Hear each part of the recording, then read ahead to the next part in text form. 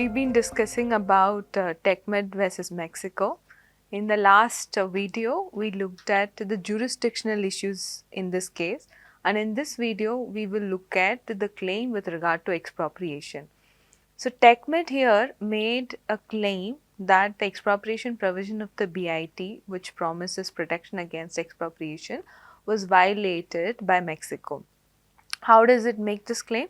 So basically, TechMed's claim related to the fact that INE's resolution that did not accept their request to renew the permit amounted to tantamount to expropriation. So we've discussed about this in the expropriation video. That there are many types of expropriation, and one such type is indirect expropriation, which is generally characterized in the BIT as with the use of words like tantamount to expropriation or equivalent to expropriation. Basically, TechMed was claiming indirect expropriation here.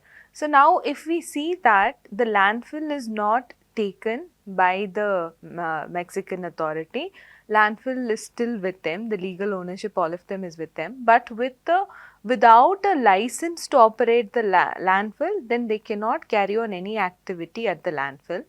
And secondly, we can also see that the landfill had accumulated over 10 years of waste and all of that.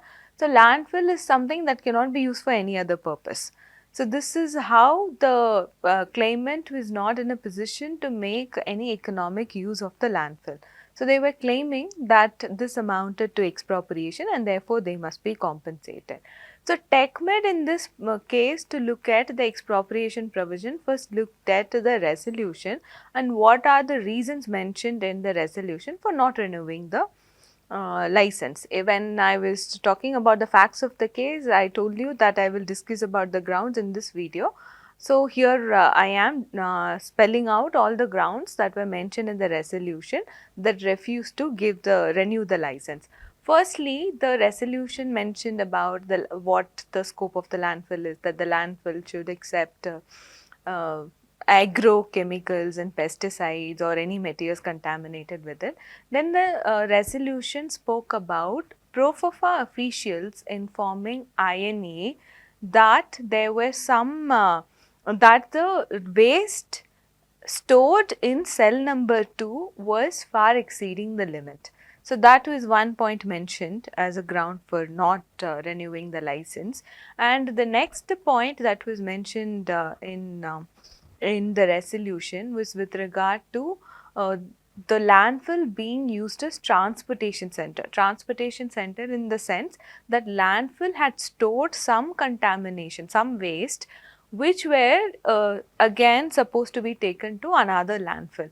Thereby, this particular landfill at the Las Vibros site acting as a transportation center, for which for Las Vibros landfill to act as a transportation center, they were supposed to have a special authorization, which Citrar didn't have so. Then the next point that was mentioned, the next and the final point that was mentioned in the resolution was that certain liquid and bacterial infectious waste was stored at the landfill and they did not, Citrar did not have an authorization to store that as well. So, these are the grounds that were mentioned. Now, Citrar challenged all the grounds that were mentioned. Firstly, with regard to the expansion request, expansion of cell number 2, Citrar stated that it had applied for extension of cell number 2 and then it received a reply saying that that request will be considered along with the renewal request, whereas when they considered the renewal request, they cited the same reason that they didn't have the authorization for expansion of cell number 2 and then they revoked the permit itself, entire license. So, that Citrar, the TechMed in this case did not find it to be just. And then even with regard to the expansion request, Proforfa had imposed a minor penalty on them. So, it is Proforfa looking into whether the waste that is stored in the landfill is as per the authorized limit or not. Now, what we see is with regard to the next point about transport center and all of that, there was some sort of explanation demanded from Citrar, but Citrar had not given any explanation until the date the resolution was passed. With regard to the expansion of cell number 2, Mexico had a very interesting argument. Mexico stated that, Citrar's argument was that it had submitted a request and then the request was not decided, right? So Mexico said that whatever Citrar has submitted was merely a request for expansion. It did not even submit an expansion plan, but it had started the work for expansion. So that is where Mexico was saying that Citrar has been infringing on its commitments or the terms and conditions and all of that. So next, with regard to the last point of storing liquid and bacterial hazardous waste, that is where Citrar said it was not undertaking those aspects, but rather it was one of its affiliate which was undertaking those activities, and that the affiliate had the requisite authorization to do the same. So this was the contention of Citrar. So on the whole, on the facts of the case, what we see is, we are seeing that Citrar is submitting some proof, and then we are seeing that Mexico submitting the proof with regard to the factual scenario. Then the Tecmal Tribunal looked at what is the summary of the contention of Mexico. So Mexico said that there was actually some problem with regard to the location of the landfill, the location and the characteristics of the landfill, and then there was increasing community pressure for the operation of the landfill, and that certain municipal officials and state officials, all of them had expressed their doubts concerning the operation of the landfill, and that because of the community pressure, the landfill had to be relocated, and even Citrar had accepted the fact and has also agreed to pay for the all cost associated with relocation efforts. So all of this was done. Then in one of the examination of the officials of INA, one official stated that they refused the license in order to put pressure on Citrar to relocate the landfill to another site. But on the facts of the case, we can see that the tribunal also saw that Citrar was actually involved in the process of relocation. It had went and visited the shortlisted sites and all of that. But eventually, at one point of time, the negotiation on relocation or identifying the sites had stopped, and then nothing moved forward. So this was also mentioned in the facts. Now then the tribunal first assessed all the factual aspects with regard to the expropriation claim, then went on to describe what is the approach that it will take to answer the question whether it was a regulatory measure or if it was a expropriatory measure. So in that case, the Tecma Tribunal's reasoning is something that we have already discussed in the 5th week. If you go and check the video relating to police power doctrine, then lecture number 24, then you can get the detail of what is the approach that the Tecma Tribunal took, because we've discussed there in detail. But to give you a very brief account of that, the Tecma Tribunal first looked at the sole effect doctrine as encapsulated by the Tippett case. Then it also said that there is also possibility of not paying compensation to the investor if the measure was taken pursuant to the police power of the state. Then it went and applied the proportionality test, which it had borrowed from the European Court of Human Rights jurisprudence. So the proportionality test had to be applied whether the deprivation that had occurred to the investor, does it proportional to the benefit that the state had received. So while the case was pending, Mexico kept on arguing that the measure was taken because Citrar was violating the Mexican laws relating to protection of environment and all of that.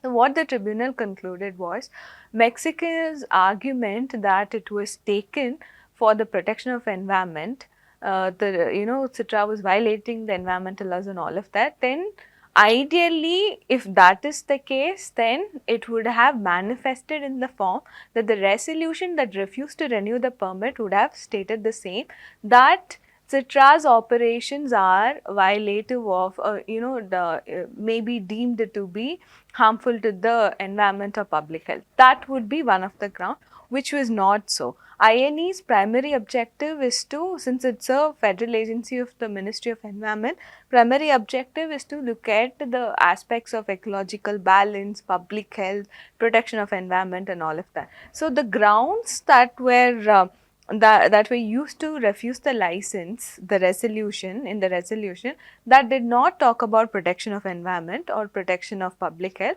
nor even did not mention about the community pressure as well, and did not even mention about the transportation of waste from Alco Pacifia project or plant to Citrar. So that is where the community pressure started coming up, right? So that was also not mentioned. So none of these was mentioned. So therefore, the tribunal stated that the regulatory objective behind this is not being mentioned.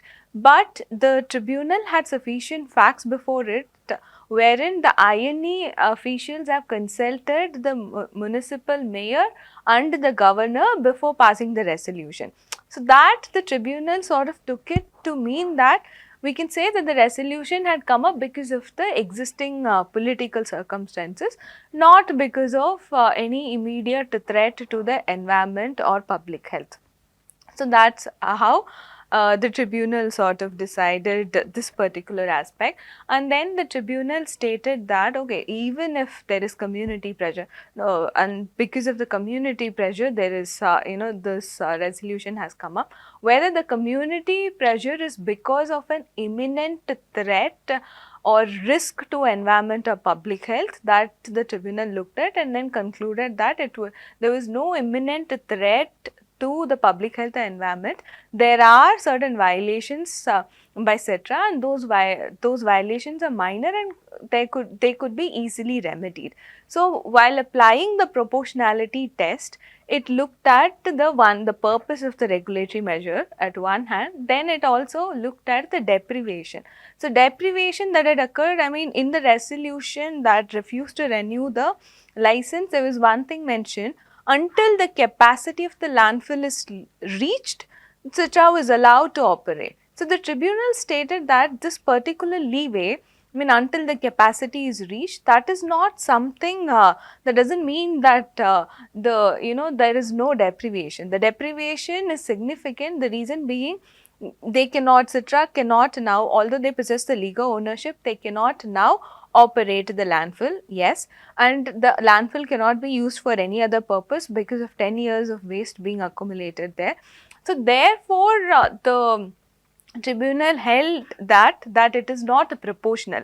The benefit that the society is getting, or even if it was result of the community pressure, is not proportional to the substantial deprivation that has occurred to the investor, and therefore TechMed tribunal ruled that there was a violation of Article 5 of Spain-Mexico BIT, that is the expropriation provision. So this is how the TechMed tribunal decided the question with regard to expropriation.